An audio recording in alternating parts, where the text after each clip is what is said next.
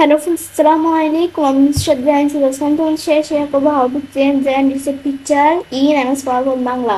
অর্থাৎ শেয়ার করবো কিভাবে MS PowerPoint এর মধ্যে চেঞ্জ এবং রিসেট করতে পারি পিকচার। তো কাজটা করার জন্য এটা আমরা মিনিমাইজ করার পরে তো বিষয়টা করার জন্য আমরা কি করবো, কাজটা করার জন্য আমরা আমাদের এখান থেকে প্রথমে একটা পিকচার আনবো। সেই ক্ষেত্রে আমরা ইনসার্ট মেনু থেকে আমার পিকচার থেকে জাস্ট তোমাদের কাজটা দেখানোর জন্য এখানে আমি একটা পিকচার আনি।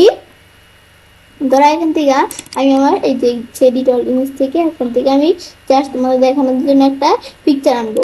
আমি ধরো আমার এখান থেকে এই পিকচারটাই আনলাম, আনার পরে এখন আমরা কি করবো, পিকচারটার মধ্যে কাজটা করব। এখন আমি ধরো কি করব, এই পিকচারটাকে প্রথমে আমি চেঞ্জ পিকচার দেখি। এখন কিন্তু আমি এই পিকচারটা দিয়ে আনছি।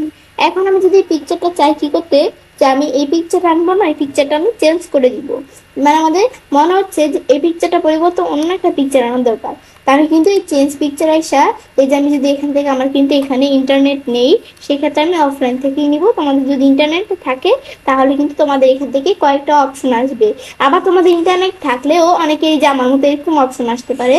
তা তোমাদের যদি ওই যে এখান থেকে তোমাদের আসতে পারি কি, এখান থেকে আমরা কি ফাইল থেকে নিব নাকি বিএমএস থেকে সার্চ করে নিব নাকি ওয়ান ডেপ থেকে, তোমার যেটা ভালো লাগে নিতে পারো। আমি অফলাইন থেকে নিব। আমি ওয়ার্ক অফলাইনে আসলাম, আসার পর আমি এখান থেকে আমার বিভিন্ন পিকচার দেওয়া আছে। এখান থেকে আমি ধরো জাস্ট তোমাদের কাজটা দেখানোর জন্য একটা পিকচার নিয়ে আমি ধরো এই পিকচারটা নিলাম। ধরো এই যে পিকচারটা চলে আসলো এখানে, কিন্তু এটা হচ্ছে চেঞ্জ পিকচার। একটা পিকচার পরিবর্তে আরেকটা পিকচার আমরা চেঞ্জ করে নিয়ে আসতে পারি। এখন আমি ধরো আমাদের রিসেট পিকচার বিষয়ে দেখি। সেই ক্ষেত্রে আমি ধরো রিসেট পিকচার দেখার জন্য পিকচারটা সাইজটা আমরা একটু বড় করলাম।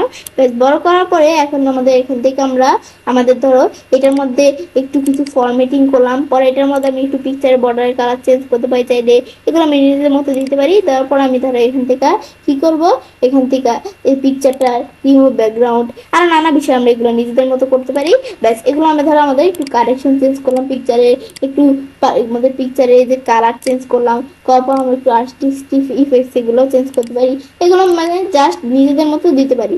দেওয়ার পরে এখন আমাদের মনে হচ্ছে যে আমরা যে বিষয়গুলো করলাম এগুলো আমাদের সব রিসেট করে দেবো। এখন আমি যদি আমাদের এই রিসেট পিকচার আছে, এখানে দুইটা অপশন দেওয়া আছে। আমি যদি রিসেট পিকচার অ্যান্ড সাইজ দেই তাহলে আমাদের পিকচারটা তো রিসেট হয়ে যাবে, সাইজও রিসেট হয়ে যাবে।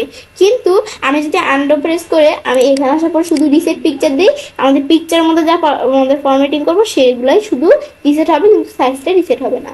এটা হচ্ছে মূলত এই বিষয়টা। তো এবার আমি কাজটা করতে পারি।